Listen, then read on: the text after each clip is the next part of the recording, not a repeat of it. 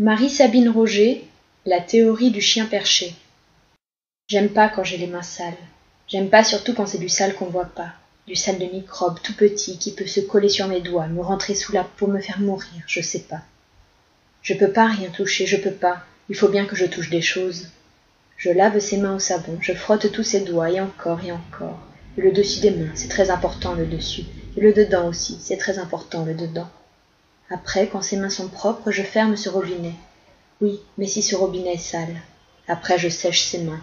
Oui, mais si la serviette pour essuyer les mains, si elle est sale, si elle est pleine de sale qu'on voit pas, du sale couleur propre. Je sais pas comment il faut faire.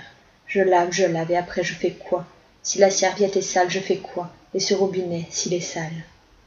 Des fois, j'entends que ça, cette voix dans ma tête. Cette voix pour aller se laver les mains, pour vérifier l'électricité, pour avoir peur du sale de serviette et de robinet. Cette voix qui me trouille, cette voix pour se sentir mal. Des fois, je l'entends qu'un petit peu à peine. Je l'entends, mais je l'écoute pas. Et pas. Et pas. Le vent dehors souffle très fort dans ce jardin. On a mis cette mamie dessous la véranda parce qu'il fait doux. Faut qu'elle s'aère un peu, la pauvrette, elle a dit, Lucille. Cette mamie est allongée dessus sa chaise longue, tranquille. Elle dort. Autant, si ça souffle plus fort, cette mamie va s'envoler. Cette mamie, c'est pas ma mienne, ni la mamie de papa-maman à leur maison quand j'y vais le dimanche, ni la mamie de Lucille à cette maison-ci, ni la mamie de personne. C'est rien qu'une mamie nini, une mamie pour de faux. Elle est vieille pour rien. On la garde comme ça, c'est tout, dans la chambre ou la véranda. Des papis, des mamies, il y en a déjà eu plein dans cette maison-ci. Ils restent pas. On vient les apporter juste avant les vacances, avec le recommandement. Les sortir tous les jours, sauf quand il fait trop froid.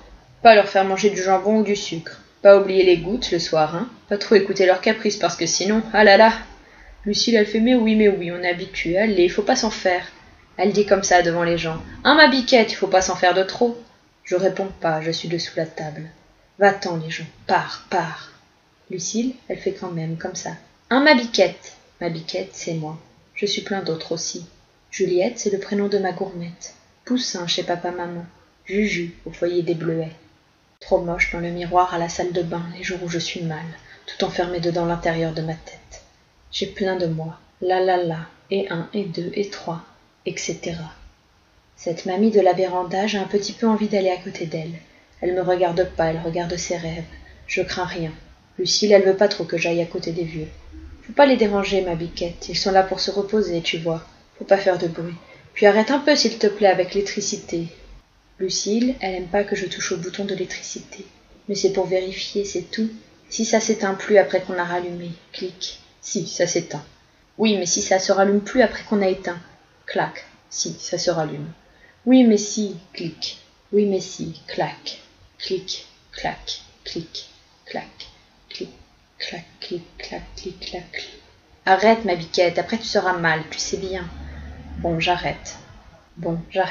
Je vais aller jouer dehors devant, tiens. Je vais aller jouer dehors en marchant juste sur les petits carreaux, pas sur les gros. Il y a 272 gros carreaux en tout. Jusqu'à la porte du séjour, c'est fastoche.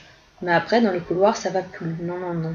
Il y a un tapis tout le long jusqu'à la porte. Comment je peux savoir où ils sont, les gros carreaux, si on les cache? Ces gros carreaux, j'ai pas le droit. Ces gros carreaux, c'est des attrapes. Si on marche dessus, on passe au travers, on tombe, on reste emprisonné. Le tapis, ça sert peut-être à pas tomber dans les attrapes des carreaux? Oui, mais c'est pas sûr. Qu'est-ce que tu fabriques à plat ventre dans le couloir, ma biquette? Dis, tu me déranges tout le tapis. Je le dérange pas, je le rebrousse, juste pour voir où je peux mettre mes pieds sans passer au travers. C'est pas compliqué à comprendre, quand même. C'est nouveau, tiens, cette histoire de carreaux, dit Lucille dans la cuisine. Tu en as parlé à son éducatrice, répond Mathieu. Mathieu, je le regarde pas. Il a des yeux marrons comme les gros carreaux. Si je le regarde de trop, je vais me retrouver dans un endroit que j'aime pas avec du noir autour et du rien au milieu. C'est surtout le rien qui me trouille. Le noir, ça va, tant que ça reste autour.